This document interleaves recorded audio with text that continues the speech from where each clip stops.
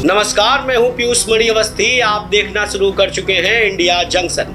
लोकसभा चुनाव 2024 के बाद से बहुजन समाज पार्टी का गिरता ग्राफ कहीं न कहीं मायावती के लिए चिंता का कारण बनता जा रहा है। मध्य उत्तर प्रदेश में कांग्रेस की बढ़ती साख और पश्चिम उत्तर प्रदेश में नगीना सांसद चंद्रशेखर आजाद की पार्टी के बढ़ते हाथ कहीं न कहीं मायावती के लिए चिंता की लकीरें खींच रहा है। ऐसे में मायावती ने एक के बाद एक बयान देने क्यों शुरू किए, ये सब कुछ हम दिखाएंगे आज की इस स्पेशल रिपोर्ट में। माया का अगला एक्स बॉम्ब।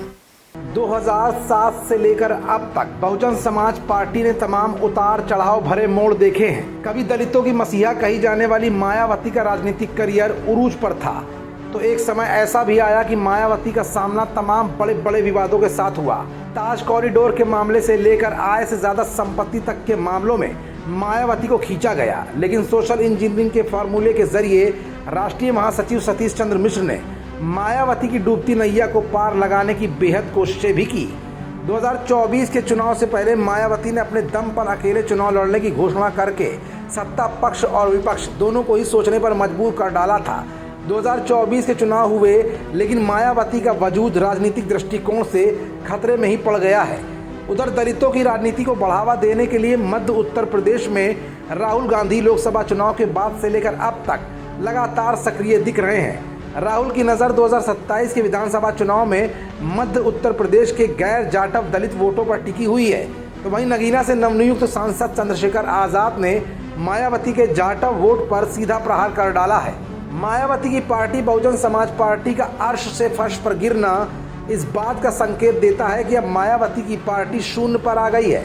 ऐसे में मायावती अपनी पार्टी का वजूद बचाने और अपनी राजनीति को दोबारा चमकाने के लिए उत्तराधिकारी के तौर पर आकाश आनंद को प्रोजेक्ट कर चुकी हैं और ट्विटर अकाउंट के जरिए एक के बाद एक ट्वीट कर लगातार न सिर्फ उत्तर प्रदेश की सियासत में हलचल मचाने में कामयाब हो रही हैं, बल्कि केंद्र की मोदी सरकार को भी आईना दिखा रही हैं। महिलाओं के हक की आवाज से लेकर नौकरियों में आरक्षण के नाम पर हुई धांधली को मायावती बेहद सक्रियता के साथ उठा रही हैं। ऐसे में न सिर्फ उत्तर प्रदेश बल्कि लोकसभा चुनाव 2029 में दलित वोटरों को आकर्षित करने के लिए मायावती ने कोशिशें शुरू कर दी हैं। अब मायावती ने राजस्थान को लेकर भी एक ट्वीट कर डाला है।